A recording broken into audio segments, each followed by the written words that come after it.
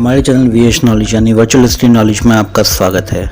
आज का वीडियो समर्पित है भारत के एक ऐसे लौते महानायक को जिनको यूएन की तरफ से लड़ने के लिए परमवीर चक्र मिला था, जिनका नाम है गुरबचन सिंह सालारिया।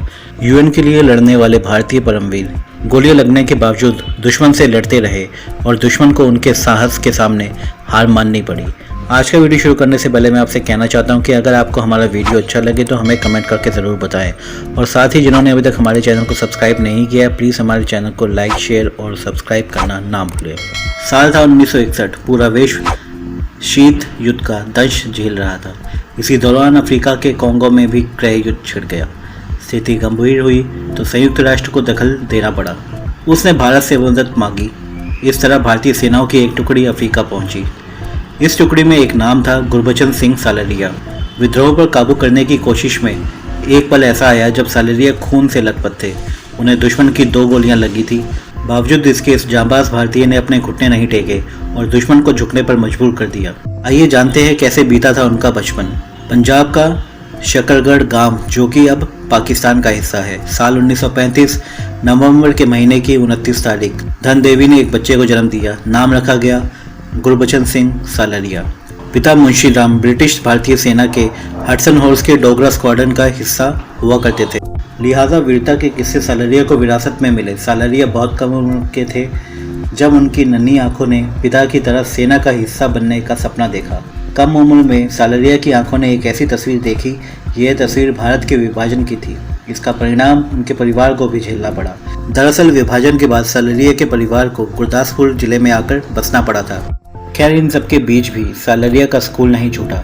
बेंगलोर के king George royal military college के बाद वह अगस्त 1947 में जालंधर के KGRMC गए, जहां से उन्होंने अपनी पढ़ाई पूरी की। आगे वह एनडीए के संयुक्त सेवा विंग में अपनी जगह बनाने में कामयाब रहे। आखिर वो दिन आ गया जिसका सालारिया को इंतजार था। 9 जून 1957 को उन्हें 3 गोरखा राइफल्स की दूसरी बटालियन का अंग बनाया गया। सालारिया की नौकरी को कुछ ही साल हुए थे कि विश्व में शीत युद्ध का माहौल बन गया। देखते ही देखते अफ्रीका का कांगो गृह युद्ध के चपेट में आ गया। स्थिति कितनी गंभीर थी इसको इसी से समझा जा सकता है कि संयुक्त राष्ट्र इस मामले में हस्तक्षेप कर रहा था। कांगो की अपील पर संयुक्त राष्ट्र ने 1960 को एक ऑपरेशन का प्लान किया। भारत से भी इसमें मदद करने के लिए कहा, जिसके फलस्वरूप भारत ने अपनी सेना की कुछ टुकड़ियां कांगो के लिए रवाना की। इन टुकड़ियों में एक टुकड़ी 3/1 गोरखा राइफल की भी थी, जिसकी कमान गुरबचन सिंह सालारिया के हाथ में थी। कांगो पहुंचने पर सालारिया को एलिजाबेथ विले हवाई अड्डे के आसपास का इलाका साफ करने की चुनौती दी गई, जिसे विद्रोहियों ने अपने कब्जे में कर लिया था। दरअसल 1960 से पहले कांगो बेल्जियम का हिस्सा था, जो कि बाद में आज़ाद होकर अलग हो गया, मगर इसके साथ ही वह खुद को एकजुट नहीं रख पाया और 2 गुटों में बंट गया।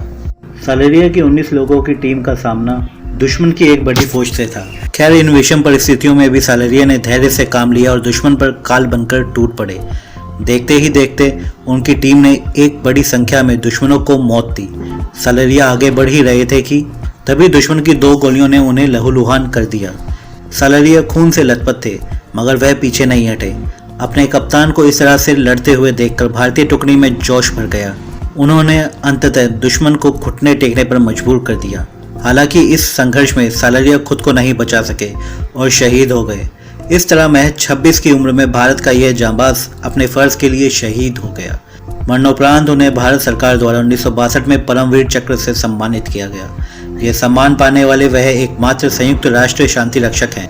अपने कर्तव्य और साहस के लिए प्रतिबद्ध कैप्टन गुरबचन सिंह सालारिया के जज्बे को सलाम। आपको हमारा आज का वीडियो कैसा लगा हमें कमेंट करके जरूर बताएं। साथ ही बेल आइकन को दबाना ना भूलें, जिससे आपको हमारी आने वाली वीडियोस की जानकारी मिलती रहे। और जिन्होंने अभी तक हमारे चैनल को सब्सक्राइब नहीं किया है प्लीज़ हमारे चैनल को लाइक, शेयर और सब्सक्राइब करना ना भूलें।